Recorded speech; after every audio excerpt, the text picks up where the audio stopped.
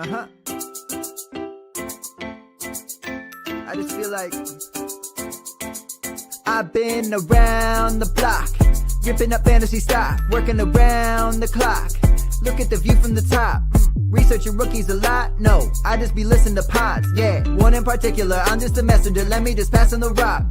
Browning, Brunning, Bruning, pronouncing ain't what he's doing. What he's doing is not losing, but infusing you with new things. And there's Dennis the Bennett, yeah.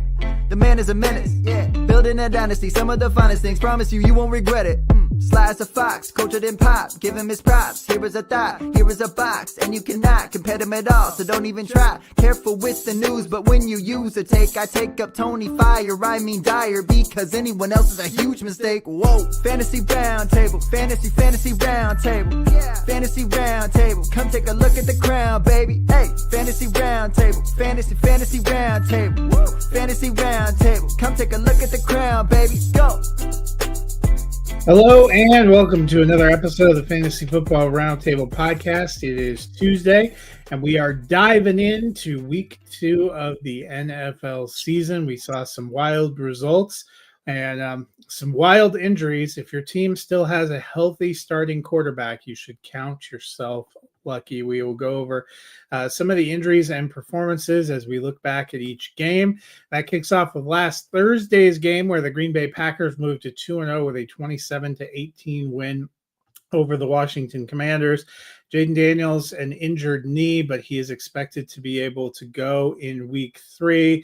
Might be good to investigate Marcus Mariota anyway if you're doing waivers, and he is one of the guys you count on.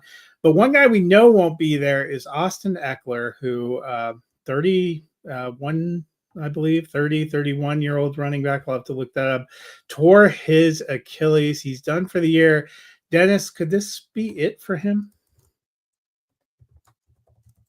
You know, he is an immensely hard worker. And I suspect that much like Nick Chubb, he will make it back. I don't think he'll be very effective.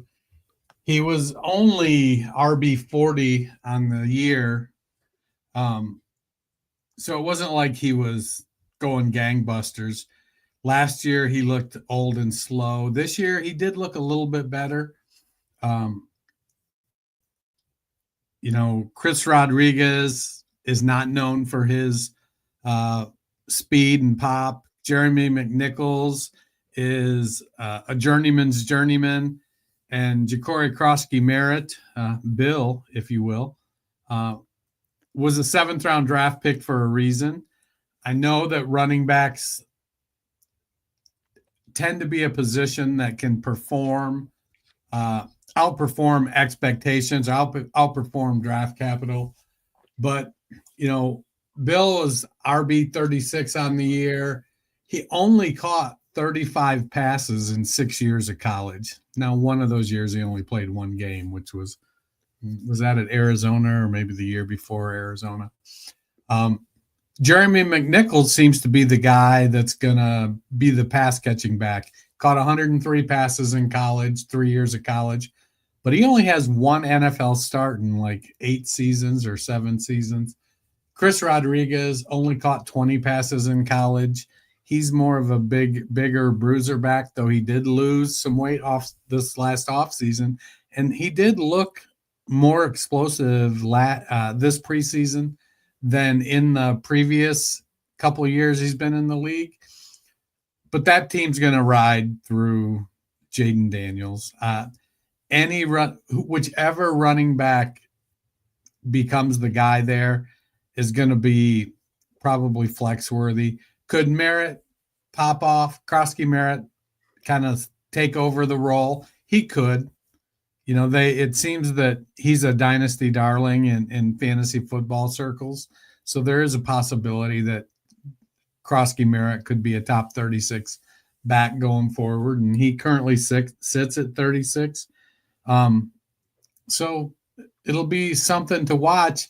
Maybe this is the impetus to get Terry McLaurin fired up.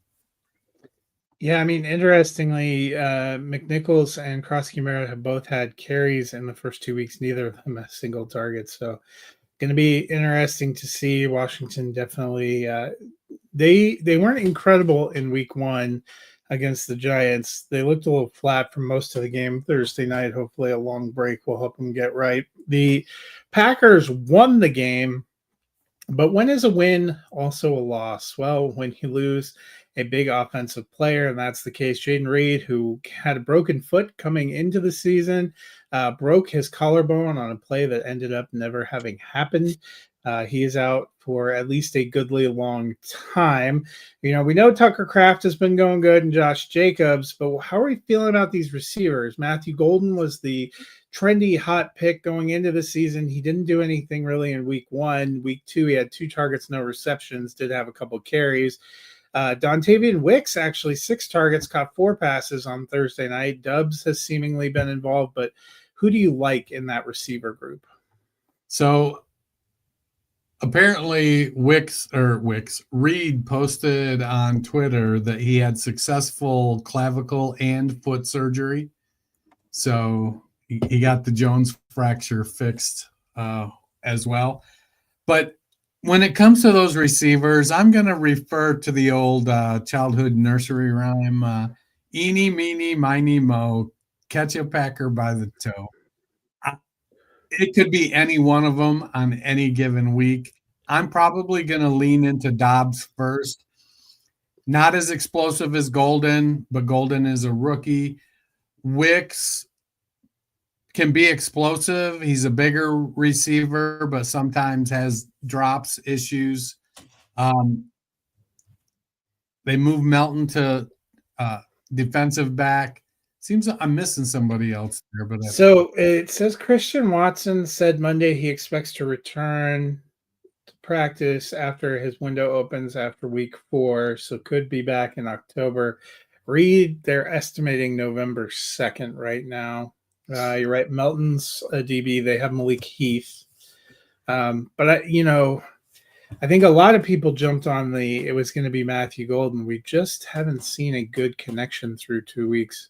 Dubs and Wicks seem like they have more of Love's confidence.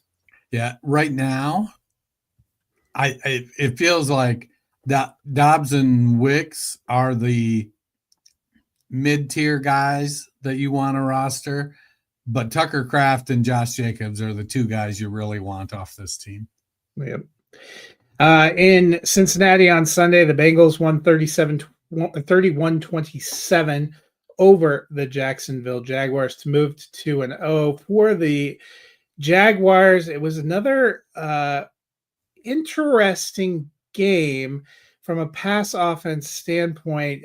They pulled up some numbers about Trevor Lawrence's QBR when throwing to Travis Hunter and Brian Thomas Jr. It's not great. Hunter played a lot more snaps on defense, so that may have limited some on offense. Brian Thomas Jr. got 12 targets, but really only 4 receptions for 49 yards. Wasn't lighting the world on fire. Passing touchdowns went to De'Ami Brown, Bashal Tutin, and Travis Etienne. How are you feeling about this passing game for Jacksonville? I'm looking at it as a buy low opportunity on Brian Thomas. I believe in the talent. The volume is there. It's going to come. They're working through the relationship and the chemistry with Liam Cohen. He seems like he's got a pretty strong personality, and so I expect it will be just fine. Lawrence was QB 11 in week 2. That's nothing to sneeze at. He does need to be more accurate. You can't throw 2 interceptions. His completion percentage wasn't great, 24 of 42. But he did put up 271 yards, and, he didn't do anything on the ground to speak of. But he's throwing the ball, I want to say, to the right guys, but De'Ami Brown had 7 targets. He's not one of the right guys. Parker Washington had 5 targets. So yeah, I mean, it should be Thomas, Hunter, and then Strange. So yeah, Strange had 5 targets. He was kind of equitably. moving it around. I do wonder, like Travis Hunter seemed to be a bigger focus of the offense in week 1, but he played, I think they said 29 defensive snaps out there at DB. That's going to take a toll in the NFL on your being able to run Especially these going up routes. against Chase and Higgins. So yeah, so I think it's a work in progress. I still believe in Brian Thomas too. He's gotten good amount of targets. He's had 19 targets in 2 weeks. I think it'll eventually. It's got to get together. I mean, and honestly, I think Trevor's a mid-tier QB2, low to mid QB2, and when he gives you these QB 11 weeks, that's fantastic for you. When is a win a loss part 2? That would be for the Cincinnati Bengals, who not only lost Joe Burrow for 3 months now with a toe injury, they were revealed to be quite the poverty franchise. They are the only NFL team that doesn't own a cart to take injured players to the locker room. So that's quite a blow. Jake Browning was in on Sunday, 21 of 32, 241 yards, 2 TDs, 3 INTs, did have the winning rushing touchdown. He should be in for the next 3 months. They believe in him. We've seen him do some decent things. How are you feeling about Browning?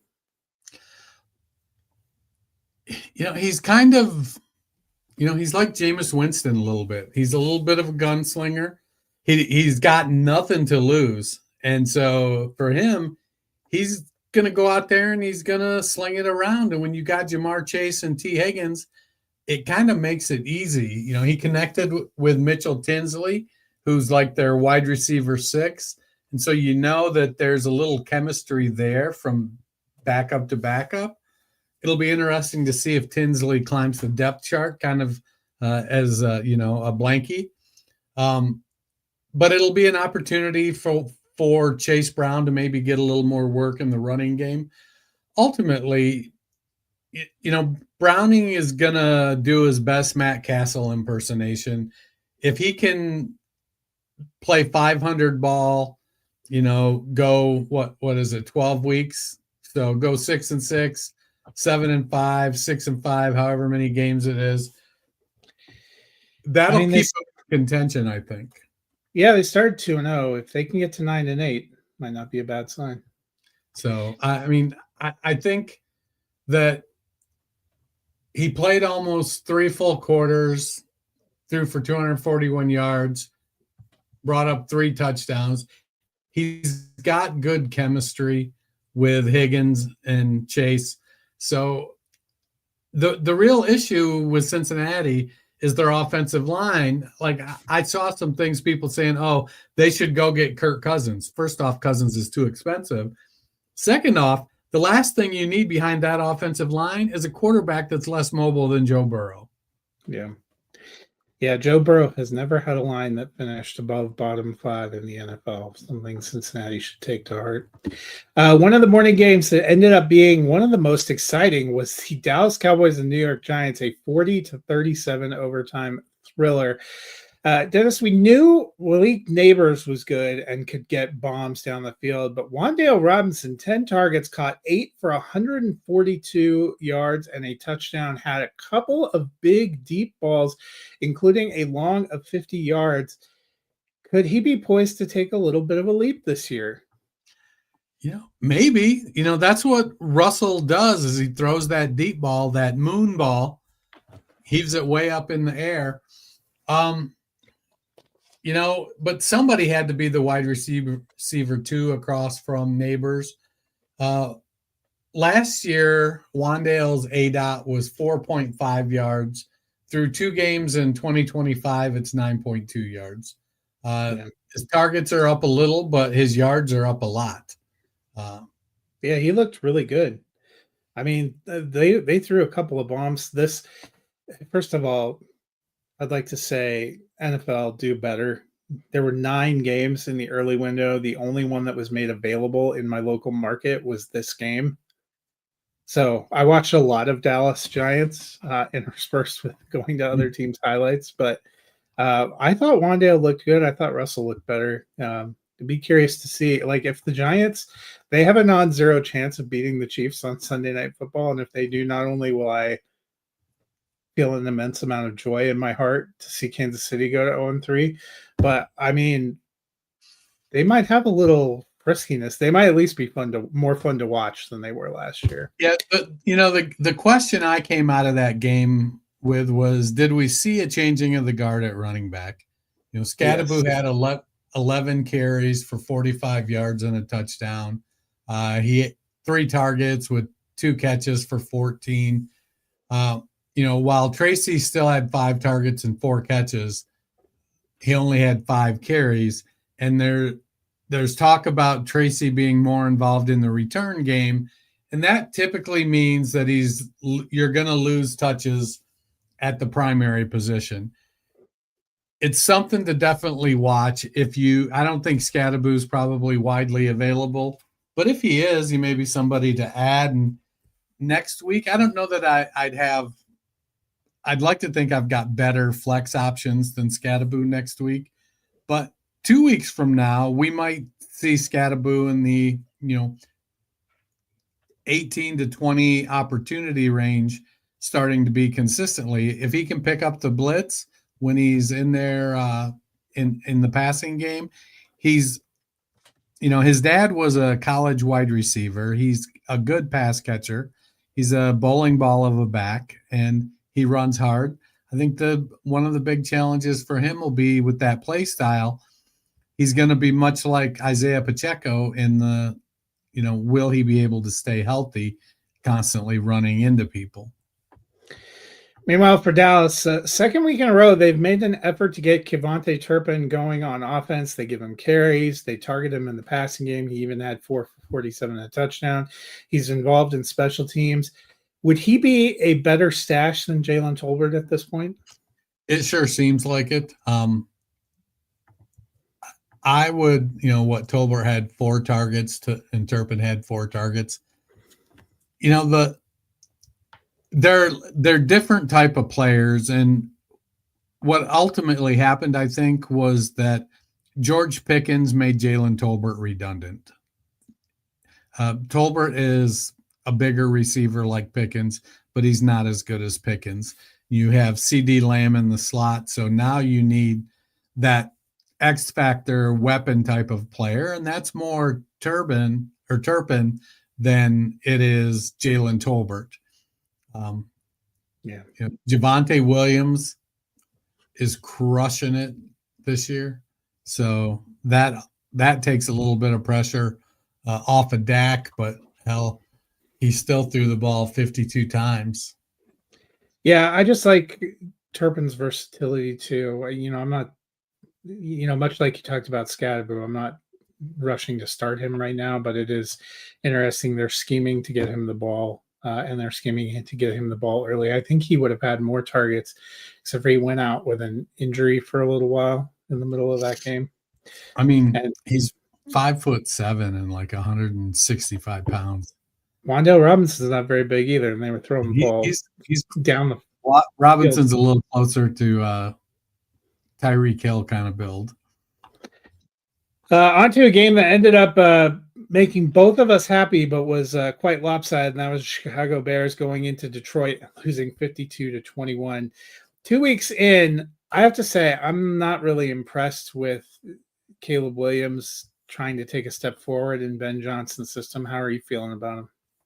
I talked about there being chemistry that needed to be developed with Liam Cohen and Trevor Lawrence. There's certainly that same type of chemistry needs to be developed in Chicago. The part of the challenge between Caleb Williams and Ben Johnson is that Ben Johnson is one of those coaches that says, here's the play, run it like it's drawn. And Caleb Williams is like, but what if I did this? And Ben's like, no. And he's like, yeah, but, and so there's that dynamic that needs to get kind of worked out between the two of them. Williams has shown some flashes. He gets the ball kind of to where it needs to go. I mean, Odunze and Moore had 17 of the 30 targets. Those are the guys you want catching it. Colston Loveland put up a goose egg for Cole. He was so bummed.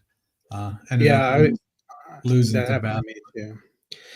The only thing in their positive is they're home for the Cowboys, then at the Raiders, at the Commanders, home for the Saints.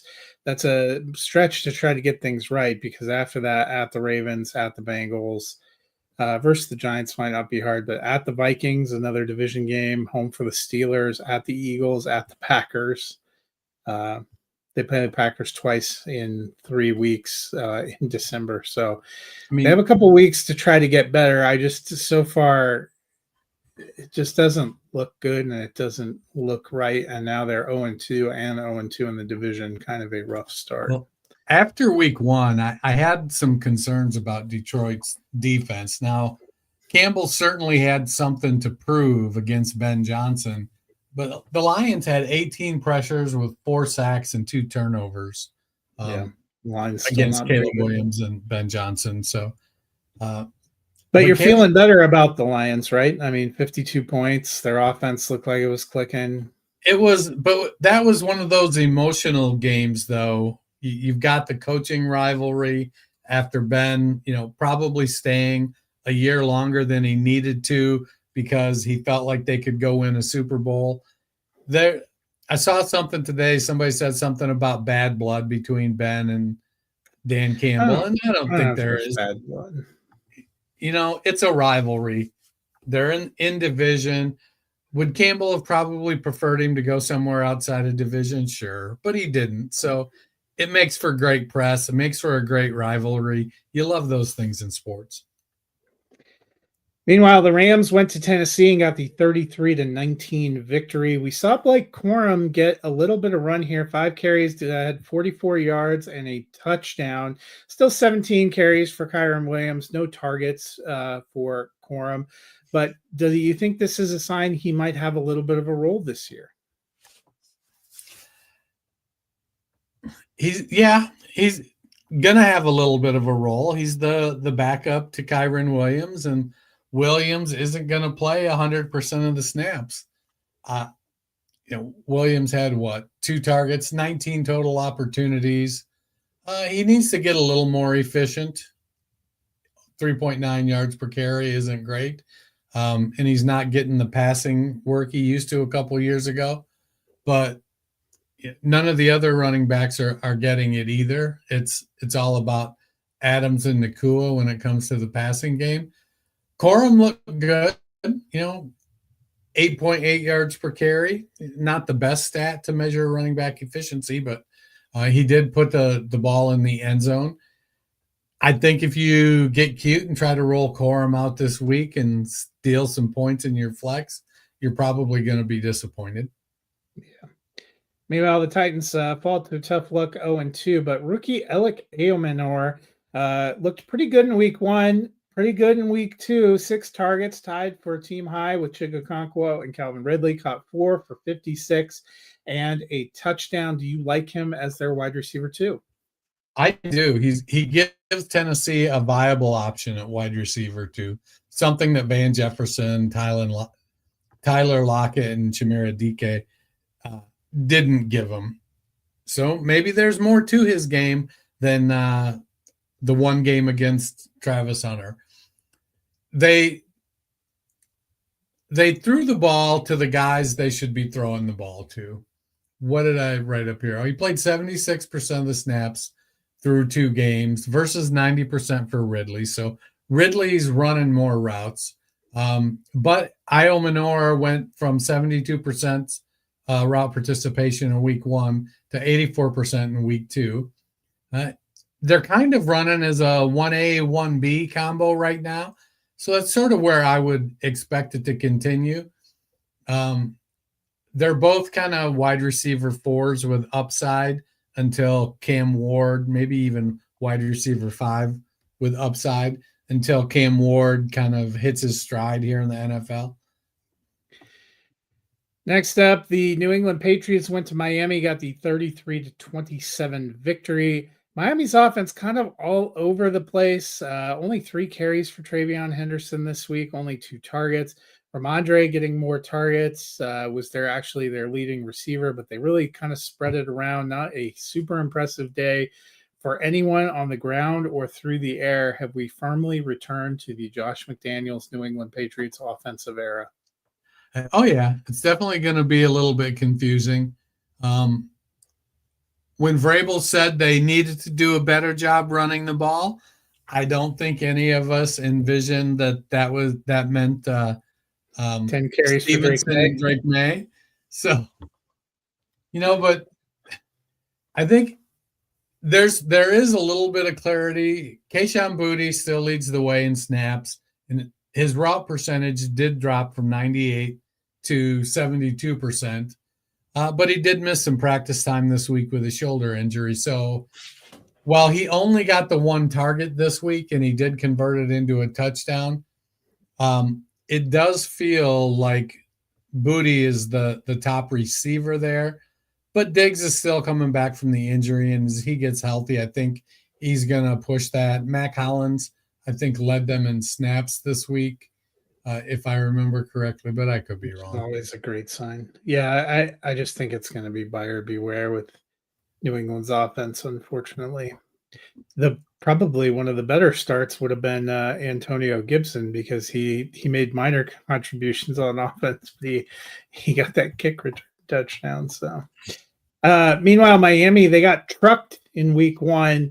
They lost, but maybe looked a little bit better. Devon Achane didn't do a lot on the ground, but he's back to being a boomer in the passing game. 8 for 92 in a touchdown. Waddle, 5 for 68 in a touchdown. 6 for 109 for Tyreek Hill. Tua didn't look completely lost in the woods, although the end of the game wasn't great. Was this any kind of a step forward for Miami as they get ready for a short week in Buffalo? Yeah, it definitely was a step, but it kind of feels a little bit like fool's gold. Like wobbling off the porch. I think Buffalo poses quite a risk to Miami this week. So I like what they did last week. The people you want to get the ball did. Achane was RB3. Hill was wide receiver 14. Waddle was wide receiver 14. I mean, one of those may be a mistype. Yeah. But Tua was just QB 16. So while he had a good game, he wasn't going to carry your team this week. He's QB 25 on the season after the abysmal week 1.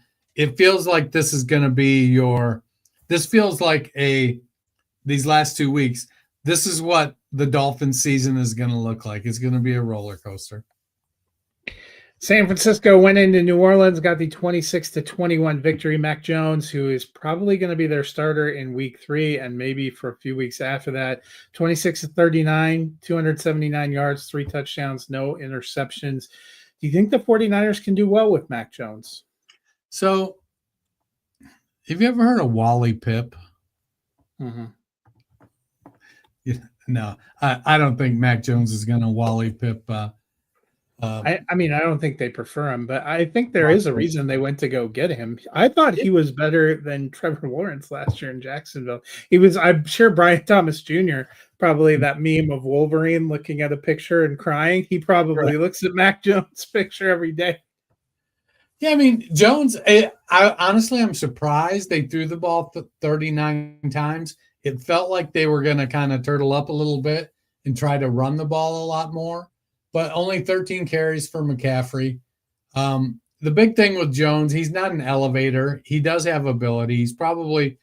He may be the best backup in the league. He may be one of the top 32 quarterbacks in the league. I don't know that he's top 26, but he might be one of the top 32. Maybe he deserves a starting role after what happened or at least an opportunity to show he can earn it. But it kept the funnel narrow, which we like to see. And Shanahan plays to his strengths. He isn't, Purdy isn't an otherworldly quarterback either. So while they may have gotten enamored with the physical traits of Trey Lance a few years ago and drafted him over Mac Jones, I think that Shanahan, he's got a type. And I think that Brock Purdy and Mac Jones are that type.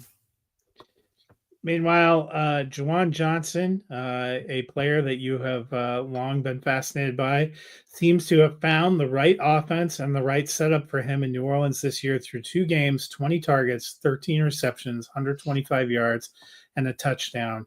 If you waited on tight end and picked him up later, is he a guy that you can feel good about as your streaming tight end starter? I mean, he may, if he keeps this up, he's going to be definitely not streaming. He's going to be an every week start. I mean, who knew Spencer Rattler was the key to unlocking Juwan Johnson? I mean, it's been good for Olave and Shaheed, too. I mean, he looked pretty good. 3 touchdowns of his own, no interceptions. He definitely looks better than he did last year. Yeah, a year of seasoning will do that. And even though it's a new offense, better coaching will do that. Yeah. I mean, Johnson's tight end too. He leads all tight ends in targets and he's converting them to catches and yards. So he's got a high catch percentage and he's putting up yards. If he can keep getting in the end zone, keep playing that underneath role with Olave and Shaheed, using their speed deep, and Kamara playing the out of the backfield, it really provides Spencer Rattler and the Saints offense as a whole really, really good balance. And then you've got Kamara, who ran the ball 21 times for 99 yards. That was a pretty efficient day there. I think because of how much Kamara was used as a pass catcher, I think a lot of times we forget he's 5'11 and 215. Like, he's not a scat back by any stretch. Great lateral movement, good acceleration. Might not be, a track star like Devon Achane, but he's a very good back in all phases of the game.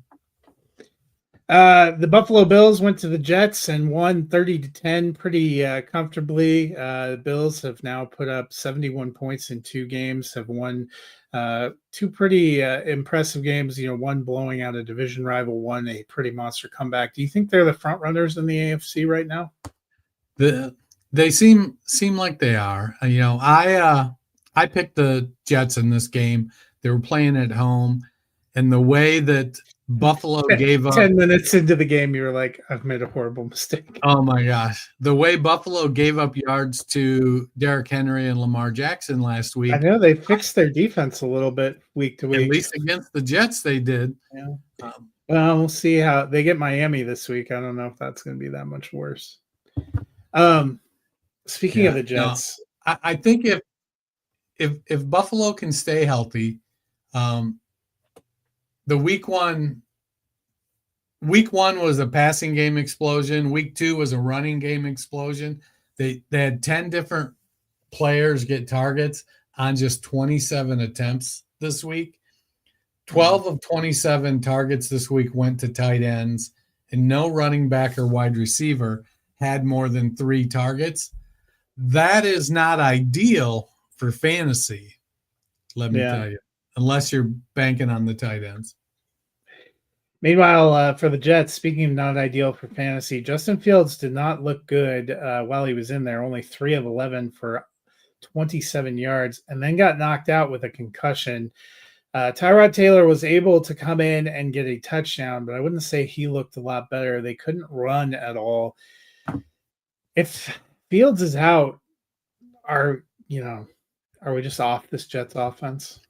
I mean, if he's in, are we on the Jets offense? I mean, I was encouraged by week 1, but that was pretty trash. Yeah, no, I think we need to see some consistency. I really thought that the Jets would be able to move the ball on the ground against Buffalo. I like that Fields threw the ball better in week 1, but I'm not expecting him to be super consistent there because he hasn't been over the course of his career. Now, will he get there? Maybe if he gets enough opportunity, but the Jets lost their best lineman in Elijah Vera Tucker. They're now having to piece the line together again. But Fields played almost 3 full quarters and only threw the ball for 27 yards. He ran it for 49, which is a great average, almost 10 yards a carry, but he only carried it 5 times. They just didn't have the ball much. Let me see, where are those numbers? Yeah. 47 plays to 71 plays. Time of possession, over 38 minutes for Buffalo, just under 22 minutes for the Jets. You're not going to win that way. Pittsburgh hosted the Seattle Seahawks. Seahawks getting the 31-17 victory. Week 1, Zach Charbonnet outcarried and outgained Kenneth Walker. In week 2, he outcarried him, but Walker looked like much better of a runner. 13 carries, 105 yards, and a touchdown versus 15 carries for 10 yards for Charbonnet. Do you feel better about Walker, or are you still worried about this workload split?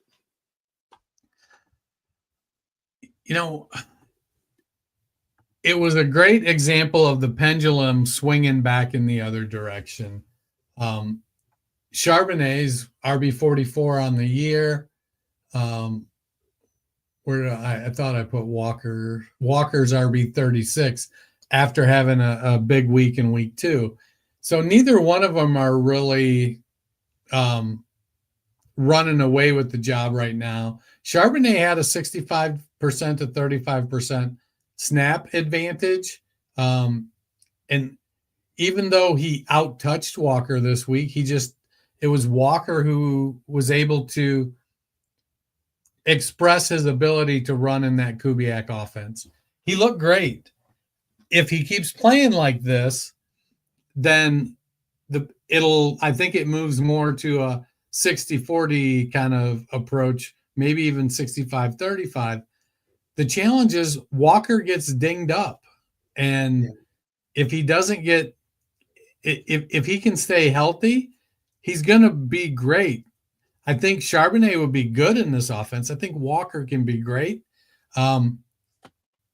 Honestly, though, I didn't think Seattle would be able to come east and beat Pittsburgh at home. I had picked the Steelers. Well, yeah, I thought the Steelers would win too, but we need to talk about Caleb Johnson because it was already disappointing where he was on the depth chart. Only 1 carry in week 1, only 1 carry in week 2.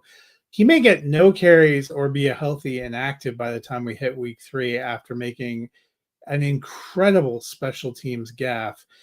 A lot of people were excited about Johnson's potential, especially as it seemed like there was an opening at running back. He doesn't even seem as good as journeyman Kenneth Gainwell at this point in time, and they definitely indicated he's no longer a special teams consideration. Are you getting concerned if you drafted Caleb Johnson in the late first or early second round of rookie drafts? Well, we saw Tank Bigsby have an abysmal rookie year, and I didn't see him fumble a kickoff into the end zone. So I didn't think I would see a running back watch that rookie year and go, "Hey, that looks fun." But Caleb he's off to an inauspicious start, to say the least. He's clearly the RB3, and like you said, we may see Lou Nichols or Trey Sermon active this week,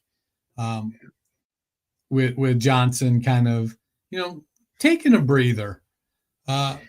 Mike Tomlin doesn't really trash anyone. So when they asked him, was Caleb Johnson going to be part of the special teams, and he said not in the near future.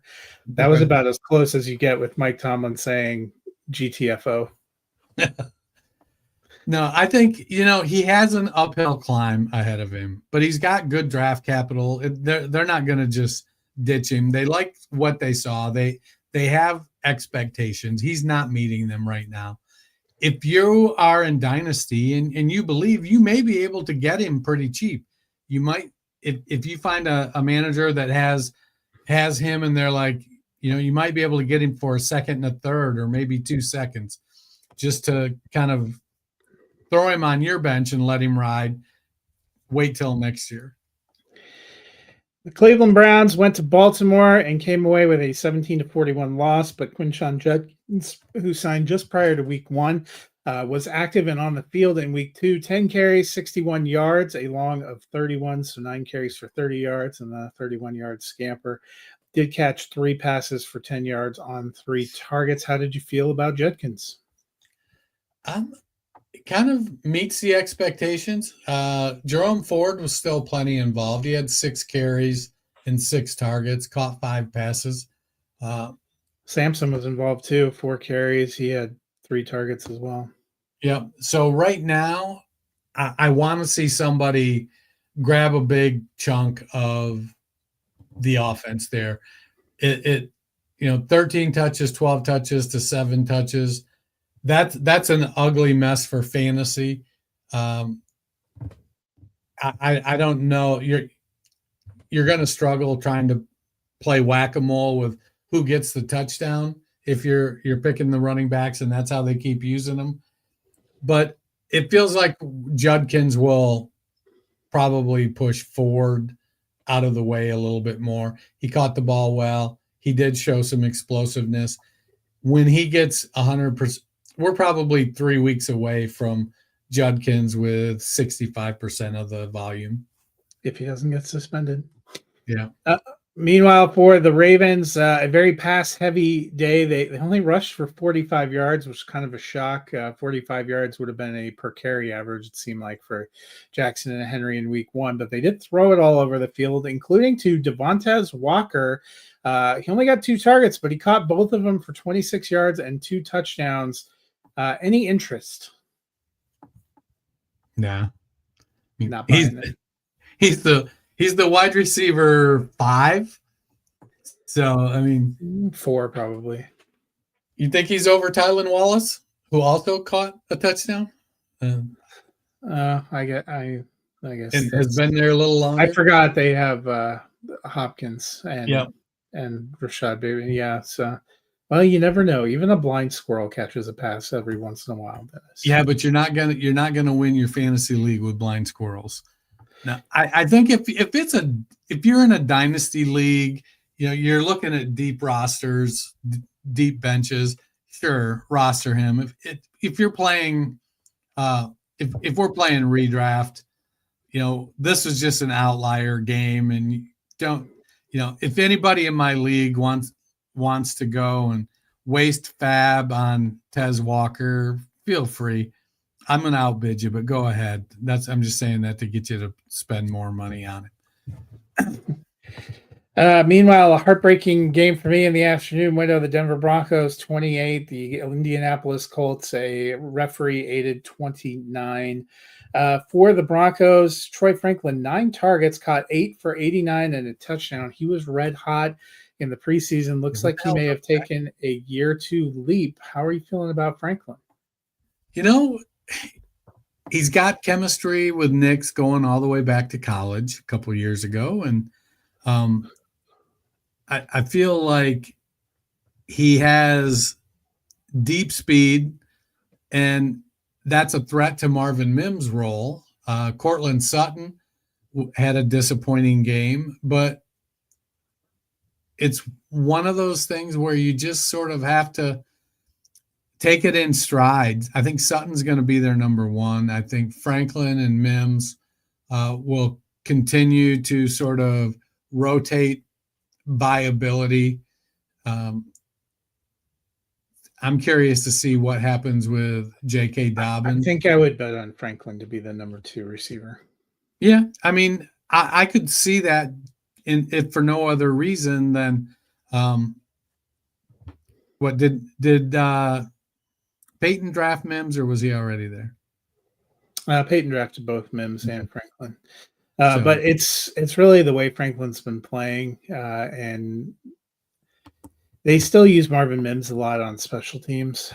And I think Franklin's going to end up being their number 2. He one more good game, and I would be in on putting him in the flex because he was incredible in the preseason and all the games, and that's a big part of the reason they traded Devon Vele, because they were like, no, we're going to play Franklin. And Franklin looked lost as a rookie, looks 180-degree turn in year 2. So, speaking of 180-degree turns, another good game for Daniel Jones. Went for 300 plus passing yards and a touchdown, no interceptions, and another rushing touchdown against a pretty good defense. Well, allegedly a pretty good defense in Denver.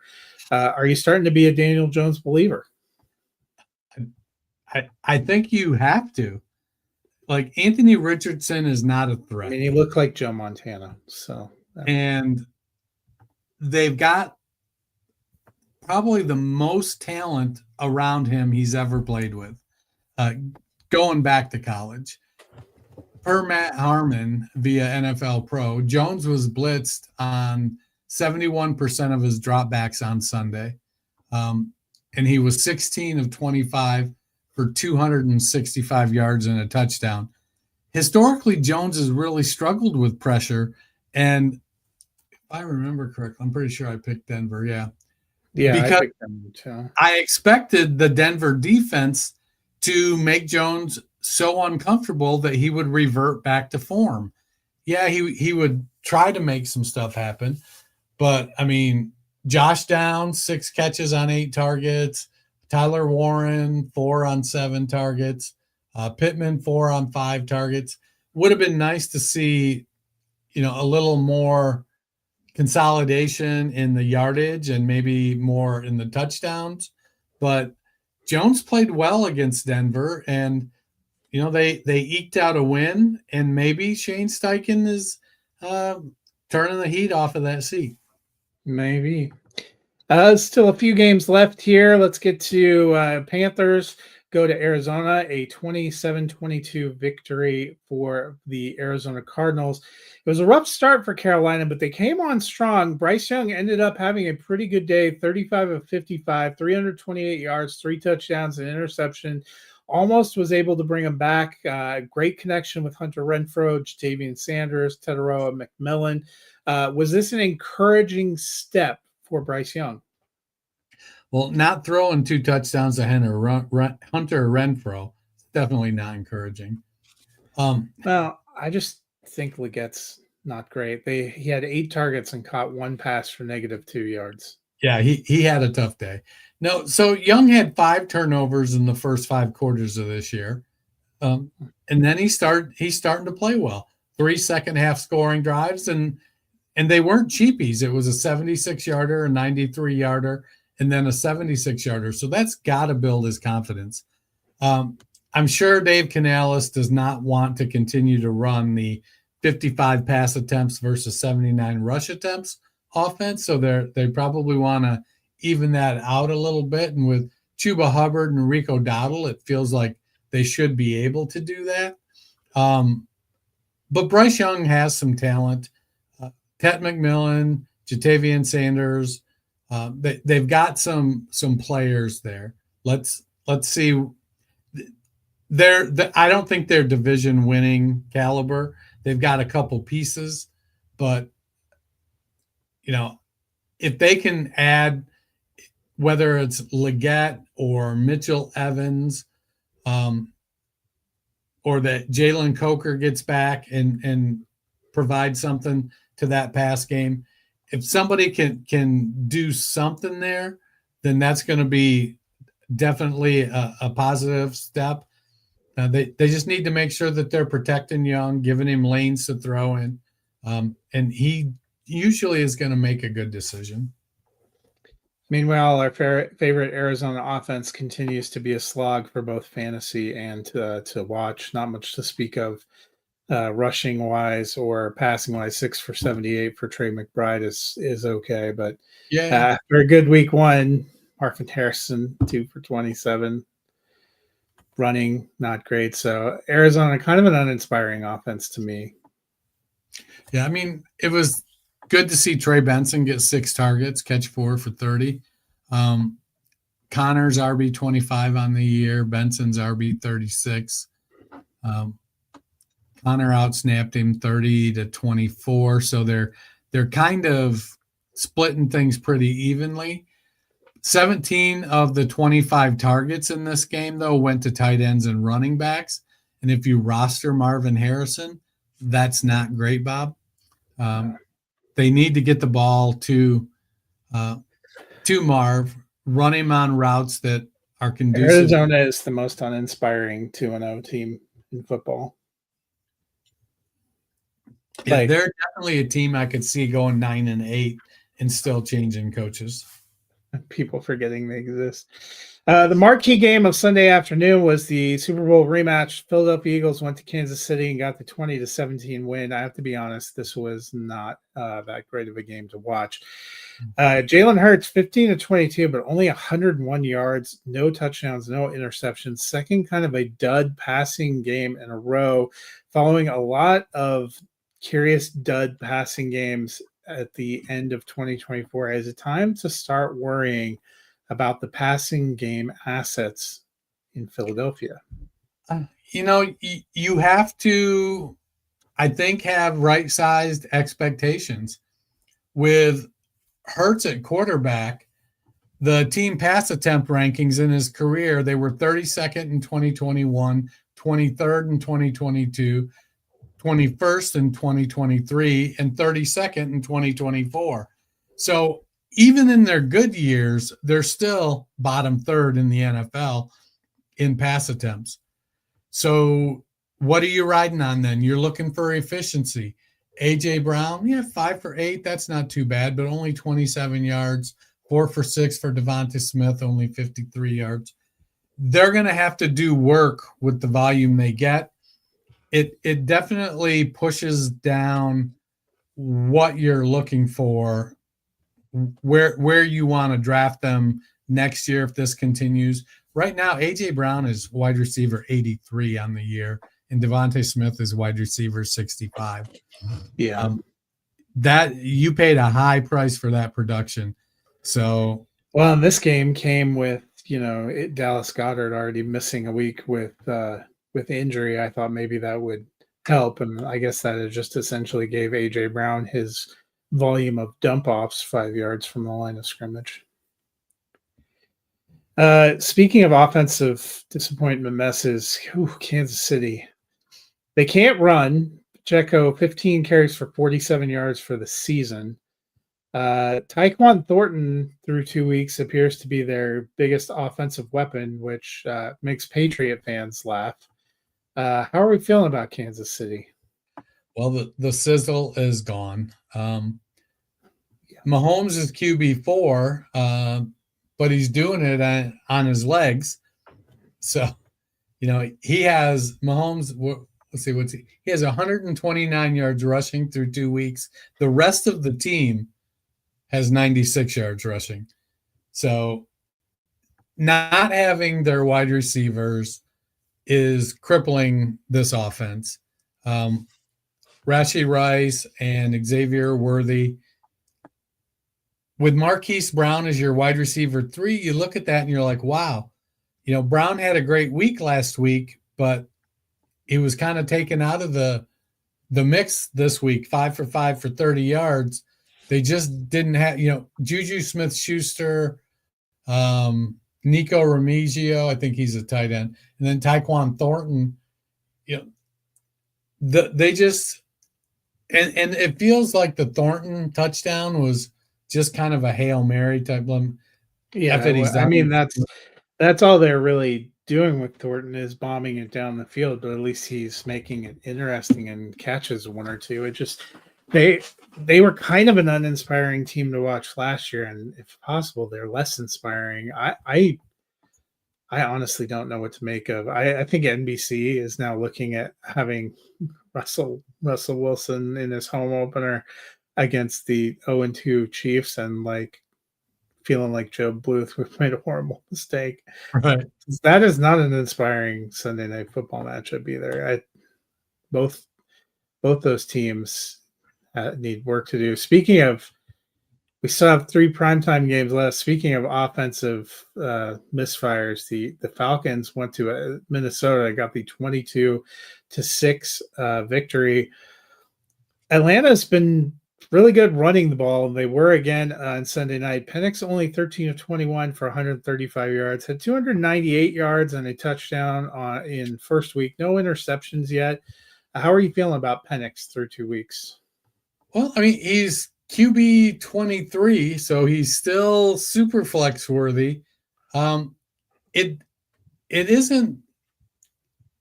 isn't great when he only throws the ball 21 times. Now, if you, for whatever reason, had to start Tyler Algier in a flex spot, 76 yards and a touchdown, 1 reception, great. Bijan Robinson is just he's off to a fantastic start. 22, 143, caught 3 passes for where did he go? Caught 3 passes for 25 yards. But it was just a game where they were up and they were grinding. They didn't have to pass. The defense was playing well. Penix, you'd like to see him get his completion rate up, 63.5%. Could be better. Unfortunately, when the run game is not turning the ball over, because I think that was what they soured on with Kirk Cousins last year. Right. Well, if they have a lead, they're going to go to that run game because that's what they have. I like Penix. I like what he brings to the table. I think as the season goes on and he gets more comfortable in the offense and they get deeper into the playbook, we're going to see more things happen. Kyle Pitts had a good game for a tight end, 4 for 5 for 37. Drake London and Darnell Mooney, like the targets went where you wanted them to go. They went to Pitts, London, Mooney, and Robinson. 18 of 21 targets went to those 4 guys. You want to see that. You'd like to see 35 targets with that ratio going to your guys, though.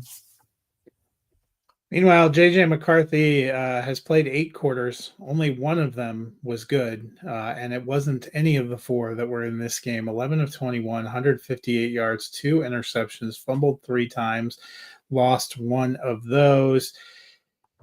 He was sacked 6 times, so the line's not great. They weren't giving a lot of run support. Then mysteriously yesterday, turned up with it. At first it was like he may have an ankle injury. Then he was ruled out for week 3. Now likely out at least 2 to 4 weeks. I don't think he looked good. I don't want to be a conspiracy theorist, but it certainly feels like there might be more to this ankle injury than just an injury. There was, if you look back over his college career, there were plenty of times when Jim Harbaugh just turtled up and didn't have him throw the ball.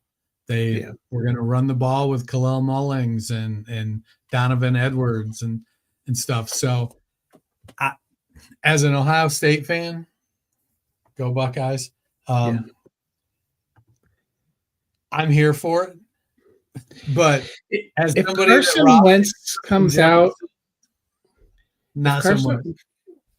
But if Carson Wentz comes out and throws for 300 yards and 3 touchdowns, and the Vikings offense goes back to looking like what it did last year, is there a non-zero chance that McCarthy doesn't come back to the starting role?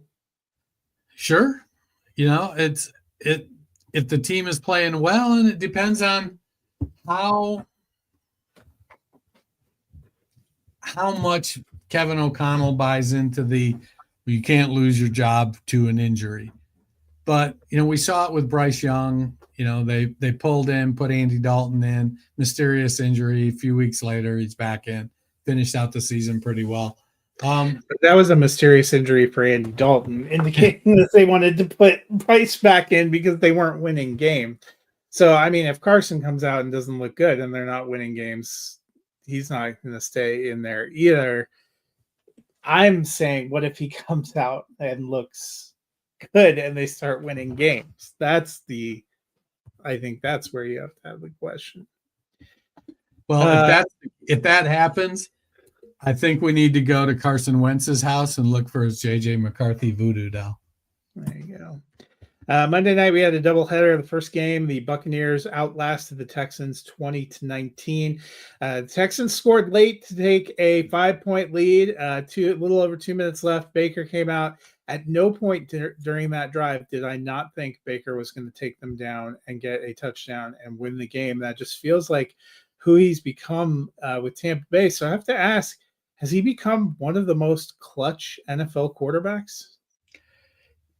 So he kind of reminds me a little bit of like Joe Namath or Kenny Stabler in that regard, that like when it's clutch and you need him to come back, he will, but then he's going to have these other games, he's going to maybe end up being, barely over 500 for his career because of some stuff. I don't know. He's in a good situation with really good players.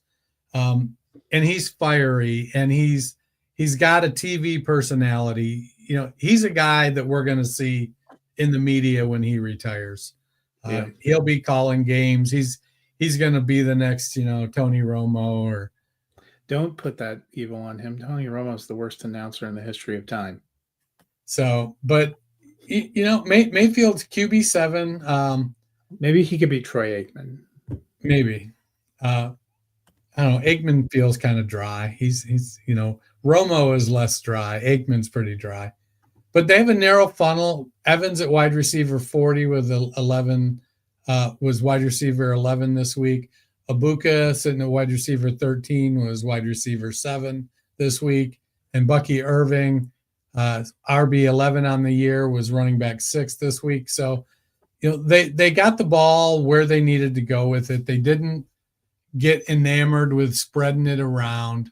Abuka produced another touchdown. Would have been nice if that touchdown to Miller went to Evans, but it didn't. I mean, Abuka could have a bigger night too. He draw on that game-winning drive was like a 25, 30 yard. Looked like it was right in his hands too. Yeah. I wonder if you perceive Romo as not as dry because your ears are bleeding because of the hideous content that he's providing. Maybe it's just his goofy ass. Tony Romo, retire. Meanwhile, for Houston, I know Nick Chubb had the 25-yard touchdown run that was kind of the last thing we saw. But before that, 11 carries for 18 yards, 3 for 14 for Woody Marks. They have not really been able to run the ball, and their offense and their offensive line just lost you. Their offense and their offensive line do not look good. I don't know if you have any concerns about that. It's, Houston has not been a fun team to watch. I had Nico Collins as a sit for me. And of course, he catches a 29-yard touchdown to start the game, but only a couple of passes for a couple of yards. After that, they didn't seem to really have a lot of spark in that passing game, barely over 500, in or 50% completion percentage for Stroud.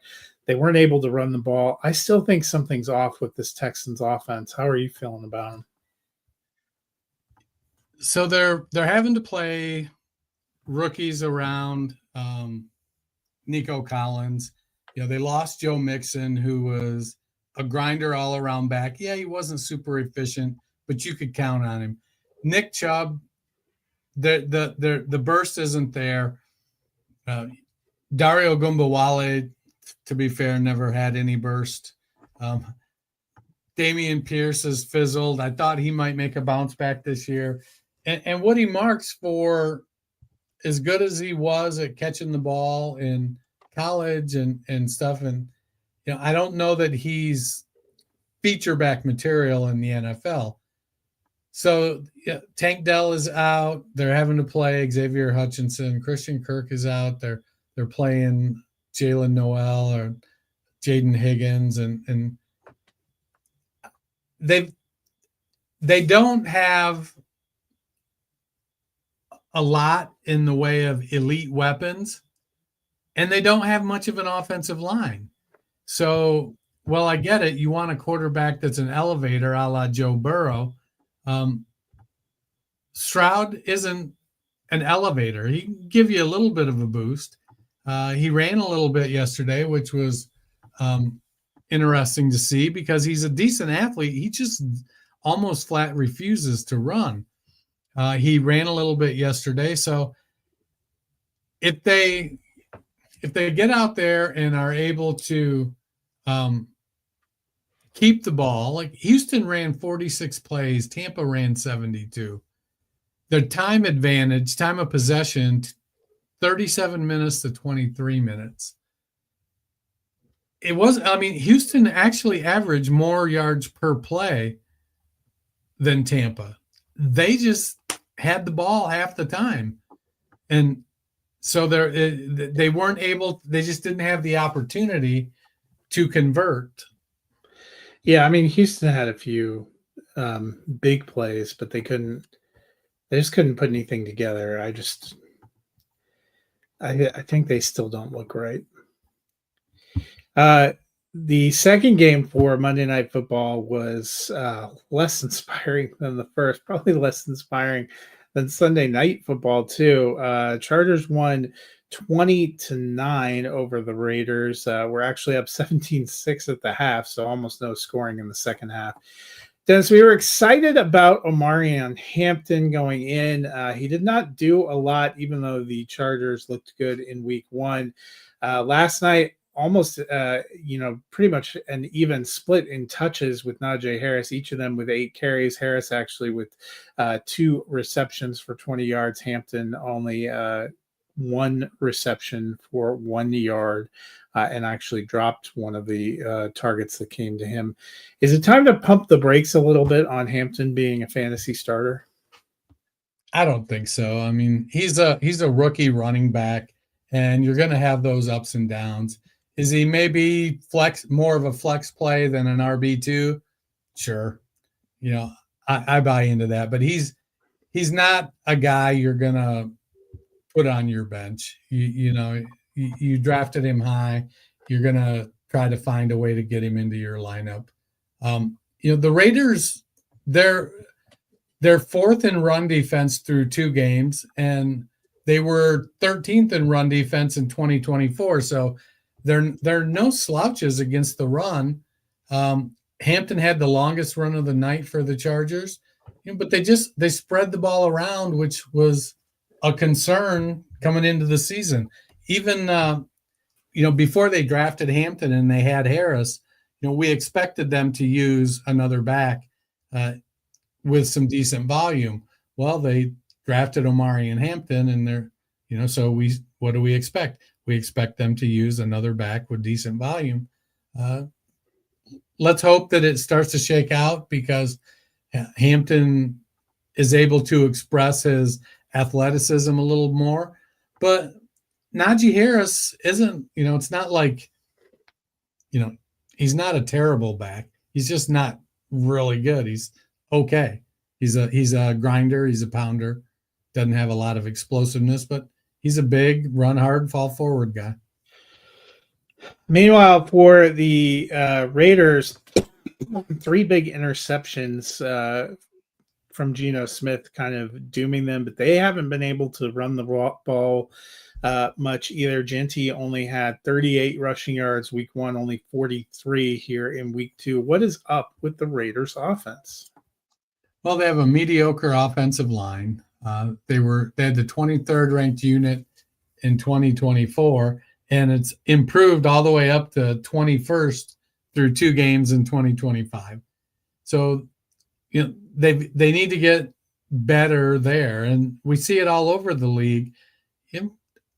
Great offensive linemen don't grow on trees, and you don't find you can't rebuild your O-line through the draft in 1 year either. So it was all short stuff. Brock Bowers playing on an injured knee. Geno had a dismal 4.2 yards per pass attempt yesterday. It wasn't a game that, when you add in the 3 interceptions, it just didn't seem set up to be successful. The 3 turnovers really diminished the Raiders' time of possession edge. It was only a couple minutes, but because they turned the ball over 3 times, that left them kind of out of the loop. Now, Ashton Genty did show some of the contact balance that we raved about as he was coming into the league.